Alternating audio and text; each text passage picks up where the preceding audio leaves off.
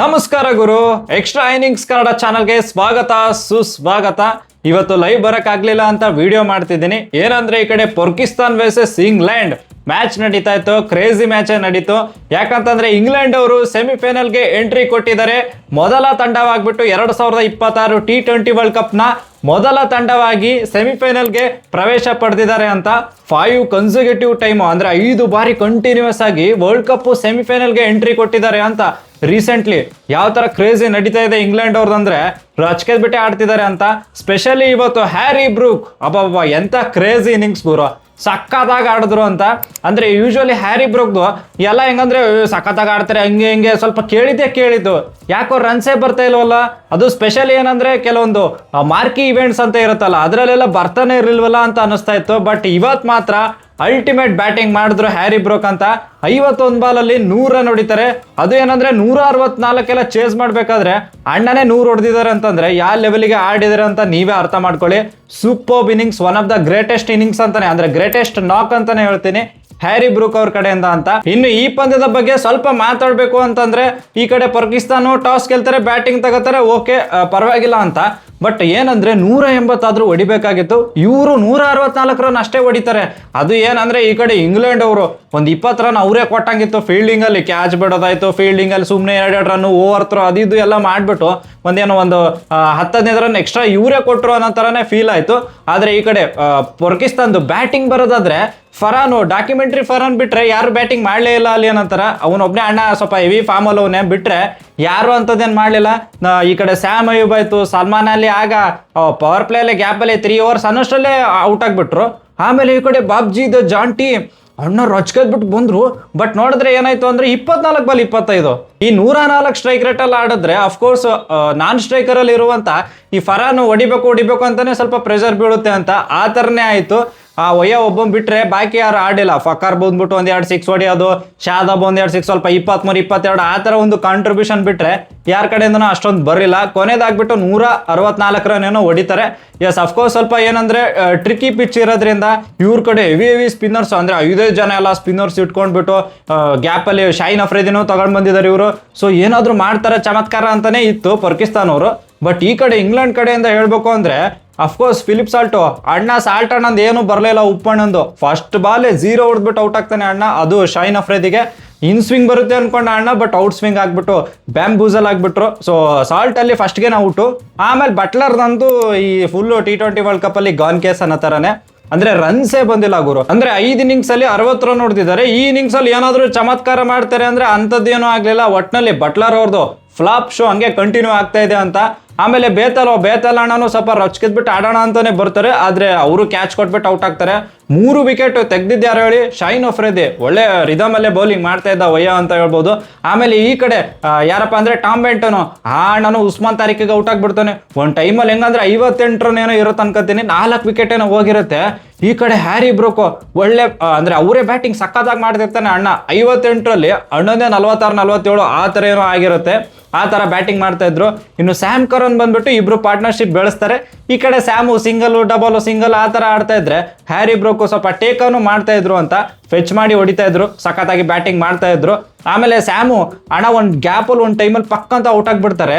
ಆಮೇಲೆ will Jacks ಹೆಂಗುರು ಸಕ್ಕತ್ ಒಳ್ಳೆ ಬ್ಯಾಟಿಂಗ್ ಅಂತ ಹೇಳ್ತೀನಿ. ಸ್ಪೆಷಲಿ ಅಂದ್ರೆ 22 ಬಾಲ್ಗೆ 28 ಹೊಡೆದಿದ್ದಾರೆ, ಕಮ್ಮಿನೇ ಅನ್ಸ್ಬೇಕು. ಬಟ್ ಆ ಟೈಮಲ್ಲಿ ಬಂದ್ಬಿಟ್ಟು ಸಾಟ್ ಪಾಟ್ ಹುಡುಮಂತ 6-4 ಎಲ್ಲ ಹೊಡಿತಾ ಇದ್ರು. ಸೊ ಆ ತರ ಒಳ್ಳೆ ಬ್ಯಾಟಿಂಗ್ ಅಂತ ಹೇಳ್ತೀನಿ ವಿಲ್ ಜಾಕ್ಸ್ ಕಡೆ ನಾನು. ಒಟ್ಟಿನಲ್ಲಿ ಇವ್ರು ಏನಪ್ಪಾ ಅಂದ್ರೆ ಕೊನೆಯಲ್ಲಿ ಹೆಂಗಾಗ್ಬಿಡ್ತು ಅಂದ್ರೆ ಏನಪ್ಪಾ ಗ್ಯಾಪ್ ಅಲ್ಲಿ ಸ್ವಲ್ಪ ಆ ಕಡೆ ಆಗ್ಬಹುದಾ ಅಂತ ಫೀಲ್ ಆಗಿದ್ದಂತೂ ನಿಜ.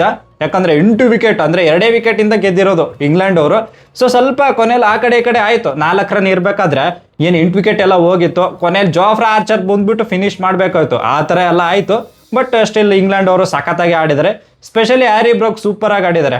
ಅಂದ್ರೆ ಇದು ಸಿಂಗಲ್ ಹ್ಯಾಂಡೆಡ್ಲಿ ಹ್ಯಾರಿ ಬ್ರೂಕ್ಗೆ ಗೆಲ್ಲಿಸ್ಕೊಟ್ಟಂಗೆ ಇಂಗ್ಲೆಂಡ್ ಅವ್ರಿಗೆ ಅಂತ ಸೆಮಿಫೈನಲ್ಗೆ ಅವರು ಎಂಟ್ರಿ ಕೊಟ್ಟಿದ್ದಾರೆ ಇವಾಗ ಇಂಗ್ಲೆಂಡ್ ಅವರು. ಒಳ್ಳೆ ಪರ್ಫಾರ್ಮೆನ್ಸ್. ಇನ್ನು ಈ ಕಡೆ ಪಾಕಿ ಅವ್ರದ್ದು ಯಾಕೋ ಡಮಾರ್ ಕೇಸ್ ಅಂತಾನೆ ಅನಿಸ್ತಾ ಇದೆ. ಯಾಕೆ ಅಂತಂದ್ರೆ ಇವಾಗ ಅವ್ರದ್ದು ಒಂದೇ ಒಂದು ಪಾಯಿಂಟ್ ಇದೆ, ಇಂಗ್ಲೆಂಡ್ ಅವ್ರದ್ದು 4 ಪಾಯಿಂಟ್ ಅವರು ಸೆಮಿಫೈನಲ್ ಹೋಗ್ಬಿಟ್ರು.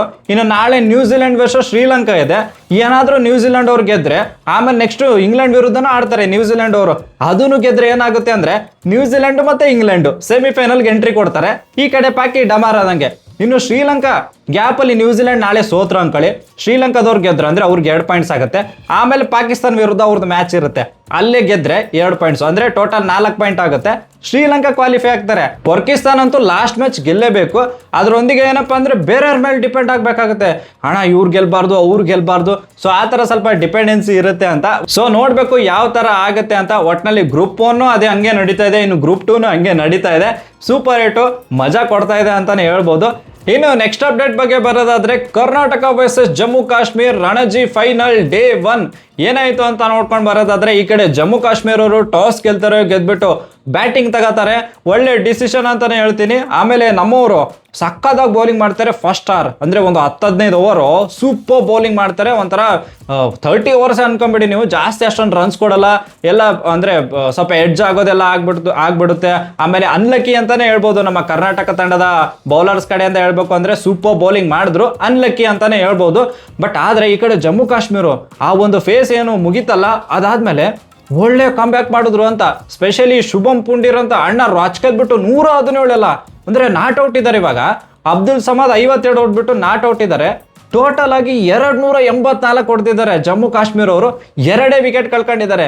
ಅದು ಕ್ಯಾಪ್ಟನ್ ಬೇರೆ ರಿಟೈರ್ಡ್ ಔಟ್ ಬೇರೆ ಆಗಿದ್ದಾರೆ. So 284 run 2 wicket. ಈ ಕಡೆ ಯಾವ ರಸನ್ ಅಂತ ಏನೋ ಅಣ್ಣ ಸಖತ್ತಾಗಿ ಆಡಿದ್ರು, 88 ರನ್ ಏನೋ ಹೊಡೆದ್ರು.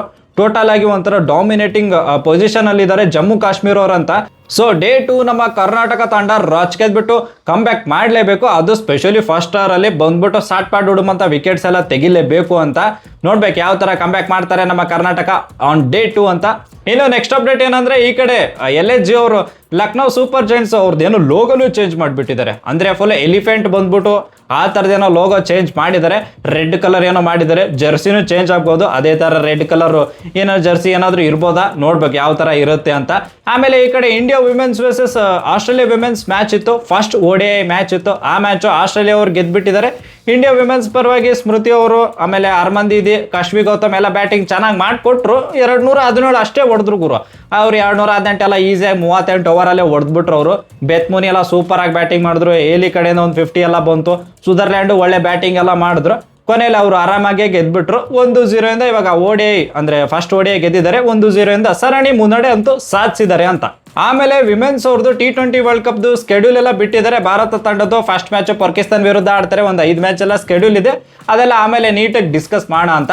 ಒಟ್ಟಿನಲ್ಲಿ ಎಲ್ಲ ಆಲ್ಮೋಸ್ಟ್ ಕವರ್ ಮಾಡಿದ್ದೀನಿ ಅನ್ಕೋತೀನಿ. ಇಂಗ್ಲೆಂಡ್ ಅವರು ಸಖತ್ತಾಗಿ ಆಡಿದ್ದಾರೆ. Harry Brook man of the match ಕೂಡ ಆಗಿದ್ದಾರೆ. ಸೊ ಈ ಒಂದು ಮ್ಯಾಚ್ ನೋಡ್ಬಿಟ್ಟು ನಿಮ್ಗೇನು ಅನ್ನಿಸ್ತು ಅಂತ ಪ್ಲೀಸ್ ಕಮೆಂಟ್ ಬಾಕ್ಸ್ ಅಲ್ಲಿ ಕಮೆಂಟ್ ಮಾಡಿ. ಅಂಡ್ ಈ ವಿಡಿಯೋ ನಿಮ್ಗೆ ಇಷ್ಟ ಆದ್ರೆ ಪ್ಲೀಸ್ ಲೈಕು, ಶೇರು, ಸಬ್ಸ್ಕ್ರೈಬು, ಆಮೇಲೆ ಹೈಪು ಇದು ಮಾಡೋದು ಮರಿಬೇಡಿ ಅಂತ ಹೇಳ್ತಾ, that's it for the day. Bye. ಜೈ ಕರ್ನಾಟಕ.